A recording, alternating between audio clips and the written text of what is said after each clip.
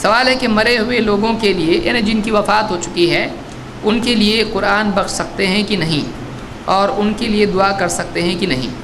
دیکھیے، جہاں تک کہ قرآن پڑھ کے اس کا ثواب میت کو پہنچانے کا معاملہ ہے، علماء میں اس میں اختلاف ہے۔ بعض علماء اس کے قائل ہیں کہ ان کو ثواب پہنچا سکتے ہیں قرآن پڑھ کر، اور بعض علماء کہتے ہیں کہ نہیں پہنچا سکتے ہیں۔ جو علماء کہتے ہیں کہ نہیں پہنچا سکتے ہیں ان میں امام شافعی رحمۃ اللہ علیہ بھی ہیں، وہ کہتے ہیں کہ نہیں پہنچا سکتے، پہنچتا ہی نہیں، قرآن پڑھ کے کسی کو بخشنا یہ صحیح نہیں ہے، امام شافعی کہتے ہیں۔ امام ابن کثیر نے اس کو ذکر کیا ہے تفسیر ابن کثیر میں، وَأَلَّيْسَ لِلْإِنسَانِ إِلَّا مَا سَعَىٰ کی تفسیر میں، کہ آدمی کے لیے وہی ہے جس کی اس نے خود کوشش کی، آدمی اسی چیز کا مالک ہے جس کی اس نے کوشش کی۔ اس آیت کے ضمن میں انہوں نے بات کہی ہے۔ اور دیکھا جائے تو آپ دیکھیں کہ اللہ کے نبی صلی اللہ علیہ وسلم صحابہ کے پاس مال کم تھا اور قرآن زیادہ تھا، ان کے پاس قرآن تھا۔ دیکھیے مثال کے طور پر ایک آدمی آیا، ایک عورت سے نکاح کے لیے تیار ہو گیا، آپ نے پوچھا اس کے لیے مہر کے لیے تیرے پاس کچھ ہے؟ اس آدمی کے پاس یعنی کہا میرے پاس ایک تہبند ہے۔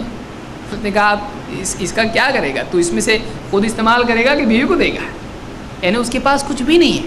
کہا جا اپنے گھر میں جا کے ایک انگوٹھی صحیح ڈھونڈ کے لا مہر میں دینے کے لیے۔ وہ گھر میں گیا، ڈھونڈا ڈھونڈا ڈھونڈا، کچھ بھی نہیں ملا، واپس خالی ہاتھ۔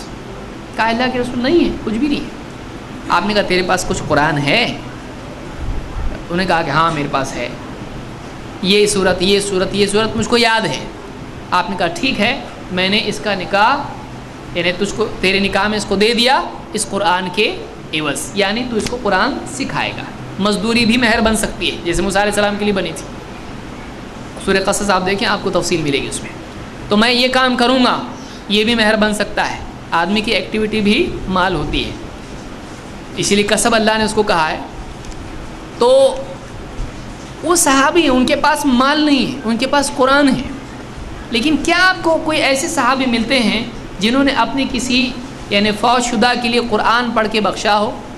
یا خود اللہ کے نبی صلی اللہ علیہ وسلم جو سب سے اچھا قرآن پڑھتے تھے، کیا آپ نے حضرت خدیجہ کو یا حضرت حمزہ کو یا کسی اور صحابی کو قرآن پڑھ کے ایک سورہ کیوں نہیں، نبی کی ایک سورت ایک آیت نبی پڑھ لے، زمین آسمان سے بھاری ہو؟ کیا آپ نے محبت میں ایسا کیا کہ ایک آیت پڑھ کے کسی کو بخش دی؟ آپ نے کبھی بھی ایسا نہیں کیا۔ کیوں نہیں کیا؟ اگر یہ نیکی اتنی بڑی ہے، لوگ بولتے قرآن پڑھ کے بخشتے نہیں، کیسے لوگ ہیں یہ لوگ؟ اگر یہ واقعی اسی نیکی ہے تو اللہ کے نبی صلی اللہ علیہ وسلم اور صحابہ نے ایسا کیوں نہیں کیا؟ جبکہ ان کے پاس قرآن تھا، مال نہیں تھا۔ جب انہوں نے نہیں کیا تو معلوم ہوا یہ کرنے کا کام نہیں ہے۔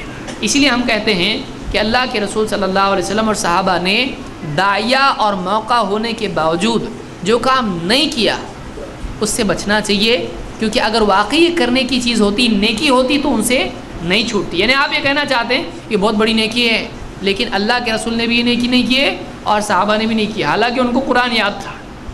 آپ غور کریں اندھیرے میں بیٹھ کے اس پہ، آپ کو سمجھ میں آئے گا کہ کیا ہے یہ، کیا سوچ رہے ہیں۔